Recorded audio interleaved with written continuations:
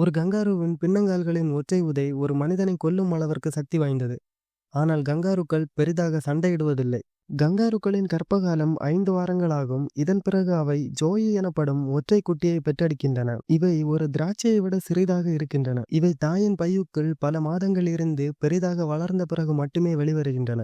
பெண் கங்காருக்கள் டயபாஸ் எனப்படும் ஒரு செயல்பாட்டால் தங்கள் ஜோயிக்களின் வளர்ச்சியை நிறுத்தி வைக்கலாம்.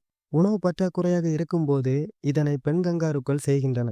ஒரு பெண் கங்காரு இனச்சேர்க்கைக்கு தயாராக இருக்கிறதா என்பதை பார்க்க ஆண் கங்காருக்கள் ஒரு பெண்ணின் சிறுநீரை முகர்ந்து பார்த்து மேலும் அது நேரமா அல்லது காத்திருக்க வேண்டுமா என்பதை உணர்ந்து கொள்கின்றன. கங்காருக்கள் அற்புதமான நீச்சல் வீரர்கள் என்பதால் அவற்றை வேட்டையாடுபவர்களை நீருக்குள் இழுத்துச் சென்று அவற்றின் வலிமையான கைகளால் நீருக்குள் மூழ்கடிக்கும் அளவிற்கு வலிமையானவை.